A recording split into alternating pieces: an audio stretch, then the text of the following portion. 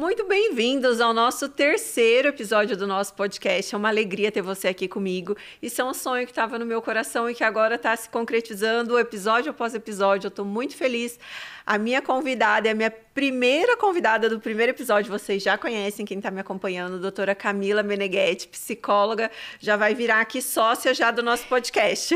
Bem-vinda! Obrigada, Renata. Muito obrigada. Uma honra, tá? Gente, hoje a gente vai falar sobre o método EVA. Então, para quem não me conhece, para quem está me vendo aqui por primeira vez, eu sou Renata Sejas, pediatra, especialista pela Sociedade Brasileira de Pediatria, especializada em emergências pediátricas pelo Hospital Israelita Albert Einstein e nutrição infantil pela Universidade de Boston. Por que eu estou falando tudo isso para vocês? Porque eu criei o método EVA, que é o que a gente vai falar aqui hoje. E como nasceu esse método EVA? Eu falo assim que eu divido a minha carreira Renata antes da maternidade e Renata pós-maternidade. Quando eu me tornei mãe, eu precisava de algumas respostas para minha filha. E para mim, essas respostas, quem tinha que ter é o pediatra. E eu sou já a segunda geração de pediatras da minha família. E meu pai não tinha essas respostas, meus professores não tinham essas respostas, eu não tinha essas respostas. Então, eu entrei de cabeça para pesquisar tudo que eu conseguisse para oferecer o melhor para minha filha. E, consequentemente, isso começou a dar sentido na minha carreira. Então, eu falei assim, gente, como assim? A minha cabeça abriu, assim. Então, eu falo que era uma profissional antes da Júlia e uma profissional depois. Porque, para vocês entenderem um pouquinho, quando a Júlia começou lá com sono, como é a maneira mais correta de fazer uma criança dormir, como é a rotina, mas não de forma superficial, mas de forma muito profunda, entender muito bem sobre isso, que são coisas que nós não aprendemos na faculdade nem na residência. Então, e os Estados Unidos têm muito sobre isso, muito, muito sobre humanização, enfim, nessa parte eles estão anos-luz na nossa frente, então por isso que eu fiz muitas coisas lá. Então, a nutrição veio daí, vou pensar o que tem de melhor para a nutrição infantil, para fazer uma introdução o mais perfeito possível. Meu foco nunca era tratar doença, que era o foco da Renata antes de ser mãe. Então, o meu foco antes era tratar doença. Tem uma pneumonia? Vamos resolver. Tem uma otite? Vamos resolver. E depois que eu me tornei mãe, o meu foco mudou. O meu foco era não. Eu vou tratar a criança doente, sim, mas eu quero prevenir que essa criança fique doente. Eu quero que essa criança se torne uma criança saudável física e emocionalmente. E aí eu comecei a estudar. Então, a nutrição veio daí, para ofertar o melhor para ela, mas pensando em qualidade de vida. E depois disso, a mãe, ela sempre pensa no pior. Gente, vocês colocam aqui nos comentários se vocês são assim também. Seu filho tem uma febre, você já imagina, ai meu Deus, é meningite. Ai meu Deus, é uma infecção muito grave. Ai meu Deus, vai ter uma convulsão. A mãe, ela por instinto, parece que ela sempre pensa o pior quando é com ela, né, do que vai acontecer com aquela criança. E eu, nesse instinto, eu pensava assim, eu quero estar pronta para que, se o pior acontecer, eu esteja preparada. E foi aí que eu fui fazer emergências pediátricas. E eu lembro que, quando eu terminei emergências pediátricas no Einstein, eu ia para o hospital assim, gente, que o pior, se tiver que acontecer o pior, aconteça comigo. Porque eu me sentia tão preparada e tão pronta que eu falava, eu vou resolver o que chegar aqui, eu vou resolver. Então, foi disso também, mas foi muito pensando na minha filha. Eu quero estar preparada para o pior. E depois, quando eu fui fazer disciplina positiva pela PGA nos Estados Unidos também, era isso. Como eu vou educar essa criança? Quais são as ferramentas que eu vou dar para essa criança? Gritar resolve? Bater resolve? Castigo resolve? O que resolve? O que não resolve? Mas com base científica. Não no que a minha mãe falou para mim, que meu pai falou para mim, que minha vizinha falou, que minha avó falou. Não, é tudo com muito estudo, com muita base científica. E foi depois de muitos anos e com muita bagagem que eu criei o método EVA. E o que é o método EVA? É uma forma de avaliar a criança que a gente tem 3 tripés. Então, de educação positiva, como eu vou falar, como eu vou educar, como eu vou ensinar essa criança. Então dar todas as ferramentas para que a mãe faça isso da melhor forma possível. V de vida saudável, não é só alimentação. é o sono, é o ambiente dessa criança, é o entorno, é as amizades, é o ambiente como um todo. E há de autocuidado, porque assim, a mãe, o pai também, mas a família dessa criança, os cuidadores e principalmente a mãe, é o grande exemplo, o pai e a mãe, o grande exemplo para essa criança. Então, eles são muito espelho. Então, às vezes eu recebo assim, crianças 2 meses. E a queixa, doutora, minha filha chora muito, e é um choro sem fim, e deve ser cólica. E quando você vai conversar com a mãe, você vê que essa mãe, ela está com um problema emocional muito importante. Isso vai liberar adrenalina, cortisol no leite materno, e essa criança vai representar como o quê? Ela vai ter medo, e como consequência ela vai ter o quê? Choro. Então, não todo choro ele é cólica, não todo choro é uma doença. Então, esse olhar global para a criança e para a família transformou a pediatria. E hoje eu falo que é o meu propósito de vida, é levar o método EVA para a maior quantidade de pediatras que eu conseguir, porque eu não quero que isso seja limitado aos meus pacientes.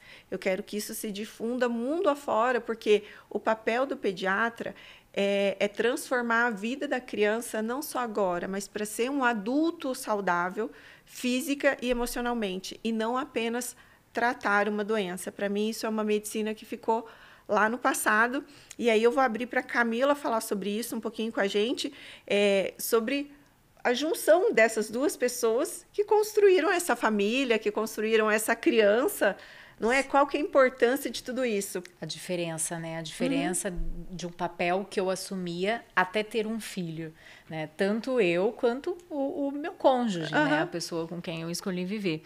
Então, a diferença entre parentalidade e conjugalidade, né? São duas pessoas diferentes, duas pessoas que também têm as suas histórias, duas pessoas que receberam um estilo de educação, né? Ali de acordo com a família de origem, né? Eu nasci em uma família, essa família de origem me educou de uma forma e isso me transformou. Isso me fez ter alguns valores, me fez ter algumas crenças, né, pessoais, pensando em terapia cognitiva, né? Então, algumas crenças de vida, de sobrevivência, enfim. Então, como é difícil quando os pais, eles se perdem nesse papel e não tem suporte para conseguir entender que existe uma diferença entre ser pai e ser cônjuge, mas ambos são papéis importantes, né? Se eu passo a ser mãe, eu não deixei de ser cônjuge, eu continuo cônjuge, né? Isso é uma coisa que eu falo muito nas consultas, que eu falo assim, gente, vocês são pai e mãe, mas vocês precisam lembrar que vocês também são um casal, e isso é muito importante para a criança. A criança precisa ver esse afeto entre vocês, precisa ver que tem um dia especial, que é um dia do casal, que é importante, que às vezes quando nós nos tornamos mãe, e isso aconteceu comigo, a gente às vezes se abandona um pouco como mulher, como profissional, e a gente vive muito intensamente aquele momento abandonando outros, né? E eu faço, sabe, Renata, muito essa pergunta, assim, né? Às vezes as famílias se queixam de algo que a criança faz, ou que a criança, enfim. E aí eu pergunto, você se incomoda com isso? Me incomodo. E quantas vezes você já disse para teu filho que você não gosta disso? Ai, nunca. Então, por que, né? Por que essa ideia de que nós pais não podemos expressar o que a gente está sentindo também diante de uma problemática de comportamento, de uma dificuldade que a criança vem apresentando, né, das birras e tal? Por que eu não posso expressar também o meu sentimento com relação àquilo? E aí, pensando, né, nesses papéis que a gente assume, né, que o casal, então ele juntos a gente vai ter o nosso estilo parental, o estilo de práticas educativas que nós vamos adotar para criar os nossos filhos, né? E aí o autocuidado. Então, eu preciso olhar para mim para conseguir exercer bem esse papel. E aí uma pergunta, né? O que é que a gente está fazendo? O que é que eu estou fazendo para exercer com plenitude o que eu me disponho a fazer com os meus filhos, né? Com meu filho, com a minha filha, enfim. O que eu estou fazendo para mim e por mim para conseguir dar conta, né, desse turbilhão de pressa, né? Às vezes eu como mãe, né, às vezes eu olho para mim e falo, tô com pressa, mas peraí, tô com pressa do quê? Por que eu estou com pressa agora? Porque eu estou descendo do carro rápido. Calma, né? Respira, não tenha pressa, não precisa, não é o momento. Não faz sentido sentir esse desconforto agora, né? Então, essas duas pessoas juntas, elas vão determinar, né, as próprias características para conseguir criar um filho, para conseguir educar um filho. E a partir disso, muitas coisas vão ser muito difíceis e outras vão ser mais fáceis e tal. E aí ainda, né, o conflito sempre vai existir, mas como que esses dois adultos, que são então referência para a criança e para o adolescente, né, para essas crianças, administram a resolução desses conflitos? Mesmo os conflitos do dia a dia, né? O que é que nós vamos pedir para o jantar? Como é que esses adultos, que são modelos para mim, resolvem esse conflito, esse simples conflito? E aí, né, quando os conflitos vão aumentando, quando vai ficando os conflitos mais profundos, né, as dificuldades de relacionamento e tal, como é que essa família resolve isso, né? Quando essa criança traz uma dificuldade com pares na escola, como é que esses pais orientam como é que eles reagem, né? Será que essa reação torna aquela relação aversiva e a criança nunca mais vai falar sobre aquilo com aquelas figuras, né? E aí a gente precisa tomar muito cuidado, porque qualquer pessoa pode ser exemplo para os nossos filhos, mesmo aquelas que são boas e aquelas que são ruins também. E aí, a gente não tem controle sobre quem eles vão se identificar, né? Então, de fato, é um caminho difícil, é um caminho que a gente precisa pensar e a gente precisa, assim, botar os pés no chão e entender, né?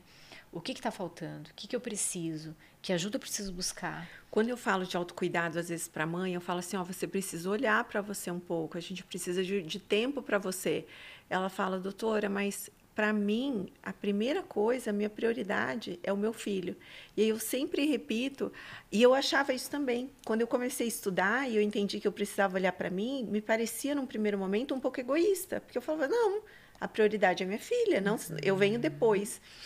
E aí eu lembro que foi muito marcante que eu aprendi a seguinte coisa.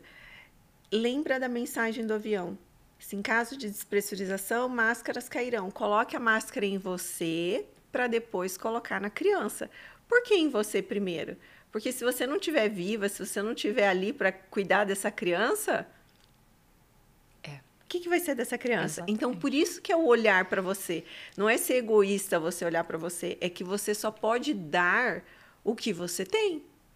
Então, se você não tem inteligência emocional, se você não se sente amada, se você não se sente segura, se você não se sente autoconfiante, como é que você vai ensinar isso para o seu filho? Como é que você vai querer que ele seja isso? E, às vezes, aí já falando um pouquinho sobre habilidades sociais, eu recebo mães, às vezes, que falam assim, ai, doutor, eu vim trazer meu filho que eu acho que ele tem algum problema, queria encaminhamento para psiquiatra, para psicóloga, porque... ele não tem amigos, ele não conversa, ele é muito tímido, ele é muito introspectivo. E aí, conversando, e aí, como que é lá na casa de vocês? E o final de semana, como é? Como que vocês fazem? Vocês recebem visita? Não, eu e meu marido, a gente não gosta muito, a gente não tem amigos e a gente gosta de ficar em casa mesmo. Como é que eu vou pedir para essa criança se relacionar se eu não me relaciono? Se ela não vê eu me relacionando com ninguém? E aí, o contrário também. Às vezes a mãe é chamada na escola porque a criança agride ou porque a criança fala um palavrão, mas o que essa criança está vendo dentro de casa? Às vezes essa criança também está sendo agredida dentro de casa. Talvez essa criança é agredida física ou verbalmente ou emocionalmente. E aí o emocionalmente que eu estou falando às vezes uma frase que para você não tem impacto, tem um forte impacto emocional nessa criança. Por exemplo, você não faz nada certo, você faz tudo errado. E isso vai gerando na criança um forte impacto e que gera uma crença nessa criança que ela vai levar para a vida adulta, eu não sei fazer nada certo. E aí eu vou colocar um exemplo meu. Na minha casa, os meus pais falavam assim para mim, coisas de que eu tratei em terapia, gente. Nós somos 2 irmãs e meu pai falava assim, a Rafa é muito bonita e a Renata é muito inteligente. Então, na minha cabeça, eu sempre fui feia, mas eu era inteligente.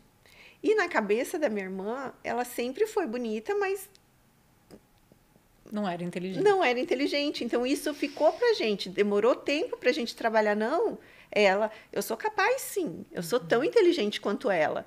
E demorou tempo para mim, mas eu não preciso da beleza dela para eu me sentir mais. Olha, gente, uma coisa tão pequena, mas que, de certa forma, gerou um trauma para mim. Eu pensava assim, nossa, mas será que eu vou namorar alguém? Porque na minha cabeça, eu não era bonita. Então, ninguém ia me querer. Eu era inteligente. Era diferente.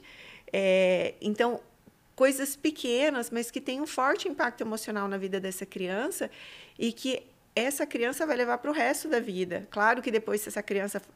Eu fui fazer terapia, fui em busca de muitas coisas, estudando isso também, a gente vai aprendendo muito, mas a comparação também entre os filhos, as frases que você coloca, isso vai gerando crenças na vida do seu filho, e às vezes são coisas que você fala que você só repete que você ouviu dos seus pais, que você nem sabe porque você repete, mas você só repete, né? Eu acho que quem nunca ouviu aquela frase assim, não pode tomar banho de chuva que vai ficar doente. Gente, Renata, pediatra, já me peguei falando isso para minha filha de 2 anos, quando eu estava começando a estudar sobre comportamento. Aí eu falei, mas eu estou defendendo a maternidade intencional, da gente pensar no que está falando. Por que eu estou falando isso? A chuva não tem vírus, a chuva não tem bactéria, a chuva não... Como? Por que ficar doente? Então, você começa a pensar nas coisas e não só reproduzir de modo aleatório. Não, fui criada assim, sou assim e é assim mesmo, né? Isso. Não é porque sempre fizeram de um jeito com a gente que a gente precisa fazer desse mesmo jeito, né? Se tá desconfortável, opa, por que eu vou acreditar nisso, né? Não preciso, né? E você sabe, enquanto você falava, eu pensei assim, na condição cultural mesmo, né, Rê? Do quanto nós aprendemos, nós mulheres aprendemos que a gente precisa abrir mão de tudo e de todos pelos nossos filhos. Isso é importante. Mas se eu abrir mão de tudo, eu estou esquecendo de mim completamente. E eu preciso estar bem para dar conta disso. E o quanto isso acaba se tornando até um pensamento automático, mas acaba até se tornando uma crença mesmo, né? De que eu tenho que abrir mão de mim, da minha pessoa, para satisfazer o outro. Ou para o meu filho se sentir amado, eu preciso abrir mão de tudo para olhar para ele, né? Eu me anulo, né, acabei com a minha existência para o outro existir. Então, claro que assim, nós nem estamos pensando, nem estamos falando sobre a doação que a gente faz a partir do momento que a gente é mãe, né? Não é nesse mérito, mas no quanto culturalmente nós somos cobradas por isso, né? Então, a culpa vem se eu volto a trabalhar, né? A culpa vem se eu vou para academia, né? Isso é cultural, né? A gente aprendeu assim. E aí, quando a gente pensa em habilidades sociais, o quanto essas crianças também estão aprendendo de nos ver agir assim, né? Então, peraí, não pode tomar banho de chuva, mas por que não? Né? E aí, se a criança questiona, é teimoso, por que questiona tudo? Nossa, muito opositor e tal. Não, mas por que ela não pode questionar? Né? Ela tem que questionar, ela precisa entender. Né? Ela tem esse direito também, ela tem que ser ouvida, né? E aí, quando a gente pensa em habilidades sociais, o que são habilidades sociais? São comportamentos socialmente sociais e valorizados em determinadas culturas, né? Por que em alguns lugares do mundo 3 beijinhos é o suficiente, em outros é só o aperto de mão, outros nem toque físico existe, né? E aí a gente precisa ensinar também para essas crianças, pensando, né, no seu método, no método Eva, que saber que dentro de casa é um ambiente seguro para eu também treinar essas habilidades para eu ter sucesso e competência nas minhas relações sociais, né? Eu posso usar esse ambiente seguro para fazer esse treino. E aí eu posso, como pai, como mãe, eu tenho a obrigação de oportunizar aos meus filhos, autorizar esse desenvolvimento, né? E eu sempre dou o exemplo do parquinho, que assim, os filhos estão brincando no parquinho, os pais estão lá dentro juntos. Se afasta, né? Tá seguro. Deixa a criança brincar. Observa um pouquinho. Né? Observa, né? Para de atuar. Sai um pouquinho dali mesmo, né? E deixa ele resolver o problema do balanço que o amigo também quer. Vamos ver o que aparece ali, né? Vamos ver que habilidade vai aparecer para ele solucionar esse problema, esse conflito. E aí, se a gente ok, né? Obviamente a gente mantém uma atitude, uma prática educativa super protetora, também é negligência, porque daí nós estamos tirando a oportunidade dessa criança resolver um problema no parquinho. Você falou uma coisa agora que é um ponto aqui crucial, a superproteção. Antes disso, eu vou falar sobre a agressão. Então, eu defendo que nós eduquemos os nossos filhos com consequências. Então, o que é consequências? Filho, olha, se você fizer isso, vai acontecer isso. Porque na vida adulta, a gente tem que treinar os nossos filhos que na vida adulta é assim. Então, por exemplo, aqui nessa via você anda 50 por hora. Se você andar mais, você vai ter uma multa, você vai ter pontos na sua carteira, é uma consequência. Mas, se você andar a 100 km por hora, não vai ter um outdoor na cidade falando assim, olha, você andou a 100 por hora, te humilhando que você andou a 100 por hora. Você vai ter uma consequência e não uma punição de humilhação, não é verdade? Você vai ter uma consequência por aquilo ali que você assumiu. Eu acredito que na educação das crianças também deve ser assim, uma consequência. Não quer dizer que a gente não vai educar, não vai dar limites, mas são consequências. Esse daqui é o nosso combinado, se não fizer, essa daqui é a regrinha. Mas não bater. E quando eu falo do não bater, eu ouço muito a seguinte frase. Doutora, mas eu apanhei a vida inteira. E tô aqui. E tô aqui. Gente, será que você sobreviveu? Ou será que você vive de forma plena? Porque tem uma grande diferença entre você ser um sobrevivente e você ser um adulto emocionalmente saudável. Não é verdade? Há quantas você está aqui, né? E aí a outra coisa é que ou você repete. Então, por exemplo, você apanhou na sua infância e você fala assim, não, fui criada assim, vou educar assim mesmo. Ou você vai para o outro extremo, que é a superproteção.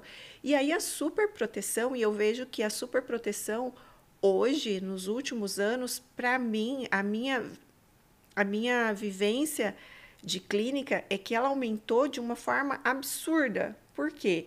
Eu analiso, e eu quero colocar, que você coloque o seu ponto de vista, eu analiso assim, as mulheres estão ficando mães um pouco mais tardiamente, elas têm menos filhos, ela se planejou muito para aquilo ali, então ela acaba super protegendo aquela criança.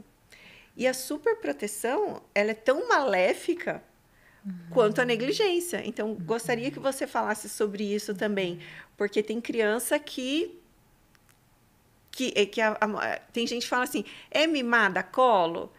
Gente, mimar uma criança é você não deixar ela fazer coisas que ela já tem habilidades para ela fazer, né?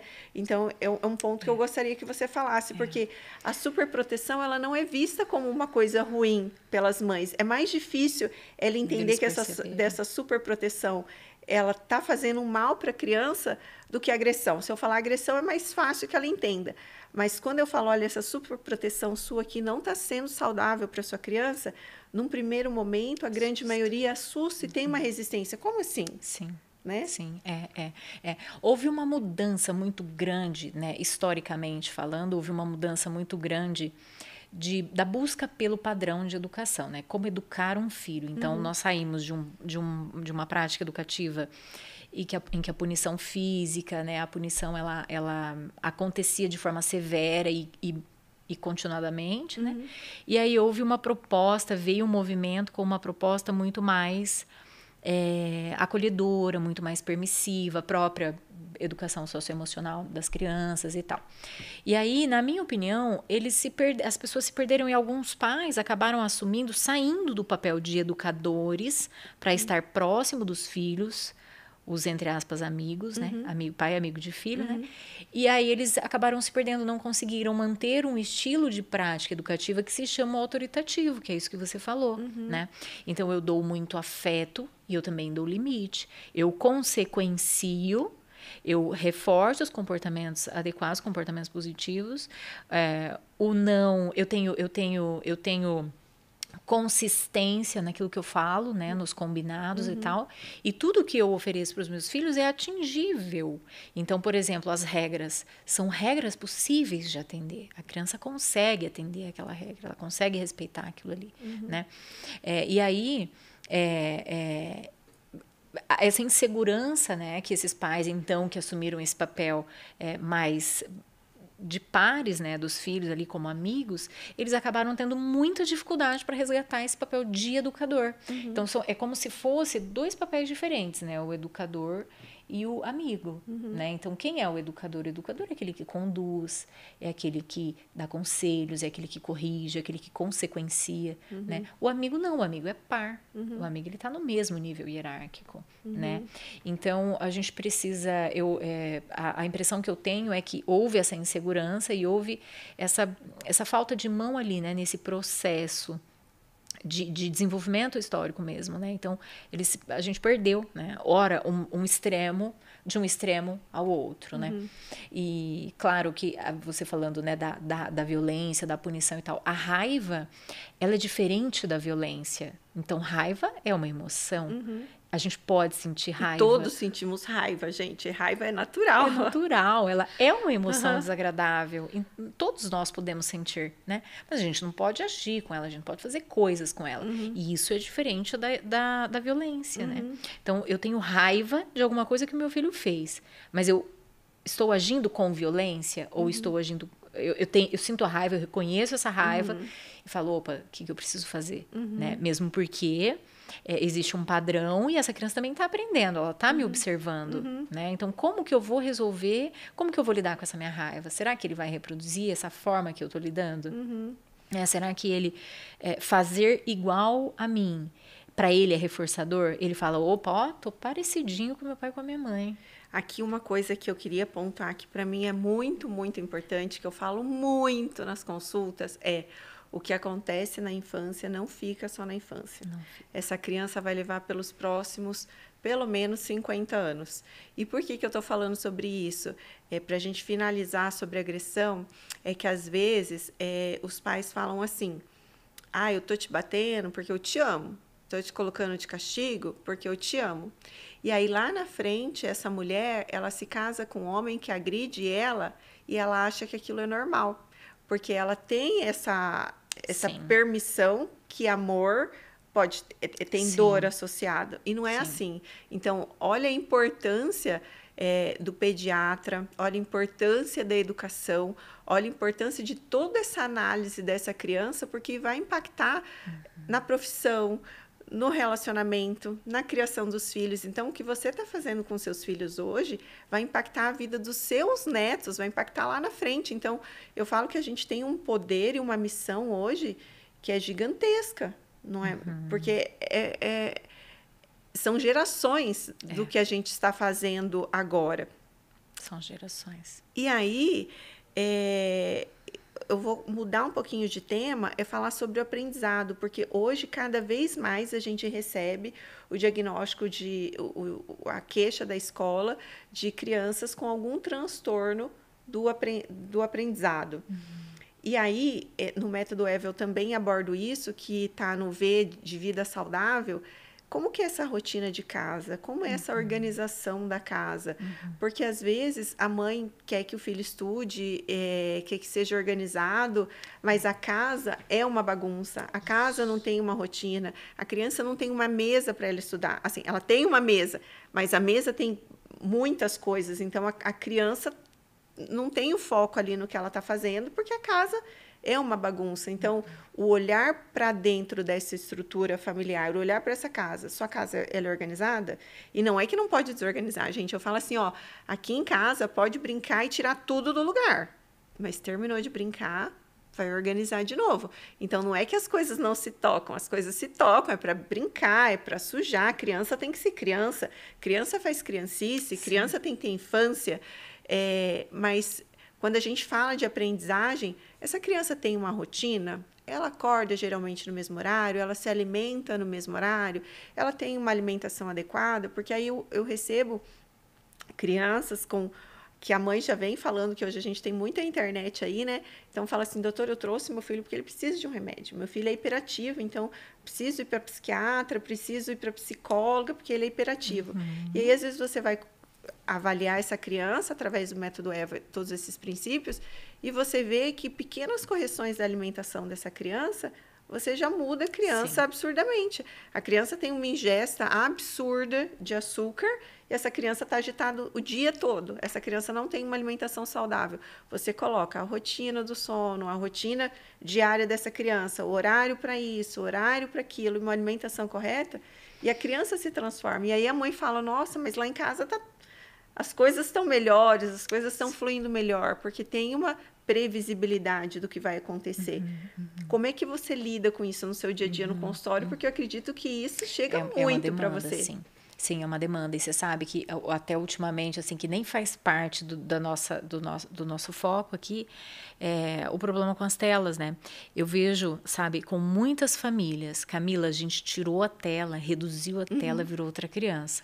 Então, assim, o que nós, como família, né, o que a minha casa pode oferecer de estrutura para essa criança, se ela apresentando ou não sinal e sintomas de um transtorno específico, seja ele de aprendizagem, do neurodesenvolvimento, um transtorno de humor, enfim, que condição nós estamos dando, né? Então, é isso que você falou. Onde que essa criança vai estudar? O que essa criança vai comer? Que horas essa criança vai dormir? Quanto tempo de tela essa criança tem para se distrair? Quanto tempo de brincadeira ao ar livre ele tem?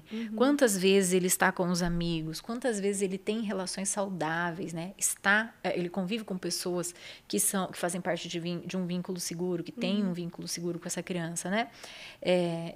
E aí, de fato, você olha, mas você não olha só para aquela criança, você olha para o todo. Você olha para a saúde desses pais, você olha para o desenvolvimento dessa criança, o que dá para a gente fazer nessa casa que vai ter efeito cirúrgico, né, no desenvolvimento dessa criança. E até quando você falou do TDAH, muitas crianças não são medicadas justamente pelo fato da contribuição de organização de rotina, né? Como que eu vou arrumar minha mochila? Mas espera aí, ele sabe arrumar a mochila? A criança sabe? Onde que ela vai olhar? Que aula ela tem hoje para saber que material ela tem que levar? Onde ela vai olhar? Onde está a caixinha de materiais novos que ele precisa? Não tem lápis, acabou a borracha, quebrou o apontador, enfim. E tudo isso tem efeito e vai ter influência no desenvolvimento ou não, na pior ou não de um quadro. Dessa criança, de um transtorno, por exemplo, de um déficit de atenção ou de um transtorno de ansiedade, ou até de características depressivas, né, de sinais depressivos que essa criança venha a apresentar, venha a desenvolver. Então, o que eu posso fazer nesse ambiente, não só em termos físicos, né, assim, o que eu posso mudar em estrutura, e também em prática educativa, em habilidades sociais, em exemplos, em formas de lidar com conflito, em conjugalidade, autocuidado, que essa criança vai se beneficiar, porque ela está observando, porque ela está vendo, ela vai imitar, ela vai fazer igual. Eu falo que a criança é muito esponja, ela é muito espelho, né? Sim. Eles são e é quase uma massinha de modelar, né? Você vai ajustando, ensinando, eles vão reproduzindo, aí vão tendo sucesso, porque um bom repertório de habilidades sociais previne problemas de saúde mental. Né? Então, a criança, o desenvolvimento de habilidades sociais contribui para um sucesso de competência social. Essa criança vai erguer a mão e vai falar, professor, eu esqueci de fazer a tarefa. Desculpa, eu vou me organizar para não fazer mais. A depender da idade, ela já tem essa habilidade, né? E aí, conforme ela vai desenvolvendo comportamentos base, ela vai tendo mais repertório para desenvolver comportamentos muito mais sofisticados. Só que ela precisa desenvolver isso tudo antes, né? Eu preciso aprender a me organizar para conseguir estudar e ter prazer. Eu preciso aprender a preparar o meu alimento, a escolher direitinho as minhas frutas lá na feira. Eu acho isso muito bacana quando eu falo para a primeira queixa, quando a mãe fala que a criança não se alimenta bem, eu falo assim, vamos trazer essa criança para o processo. Então, vamos com essa criança no mercado, vamos com essa criança na feira, deixa a criança tocar, vamos ver aqui uma receita, vamos fazer junto, vamos ter o dia que nós cozinhamos juntos. Eu comecei isso, a Júlia hoje já tem 11, a gente começou isso quando ela tinha 4, que era a quinta do bolo. Então, até hoje tem a quinta do bolo, porque é um momento nosso que a gente vai preparar alguma coisa. Hoje não necessariamente é o bolo, às vezes é outro alimento, mas é o dia que a gente senta para cozinhar alguma coisa. Isso aproxima a gente, né? E aí outras coisas que vocês precisam pensar é que memórias afetivas que você está deixando nessa criança. Porque, por exemplo, eu tenho a memória afetiva da sexta-feira à tarde, minha mãe fazia um bolo de chocolate com suco de laranja. Então, quando eu como suco de laranja com bolo de chocolate, automaticamente vem aquela memória afetiva. Que memórias afetivas você tem criado nos seus filhos? Então, eu penso que essa é uma pergunta para você se fazer diariamente, porque nós somos mães, né? E nós não somos perfeitas, nós erramos. Então, como é importante da gente tá aprendendo todo momento a olhar para os nossos filhos e não só pensar na saúde, né? Ah, não está doente, não teve febre, está tudo bem. Será que está tudo bem mesmo? Não é sobre essa criança sobreviver, é sobre essa criança se tornar um adulto saudável física e emocionalmente. Exatamente, exatamente. A gente precisa olhar para essa família. Então, finalizamos mais um episódio do nosso podcast. Eu espero que tenha ficado claro para você o que é o método EVA, que você possa difundir isso, que a sua pediatra, independente da cidade onde ela esteja, ela também use essa abordagem com seu filho, porque é algo que vai ajudar a sua criança não só agora, mas vai ajudar o seu filho lá na frente. A pediatria moderna, ela vem para construir um adulto saudável, física e emocionalmente. Camila, muito obrigada pela sua participação. É uma honra ter você aqui conosco. Eu espero que vocês tenham gostado e aprendido um pouquinho. Coloca aqui nos comentários o que foi o mais bacana para você sobre esse nosso conteúdo.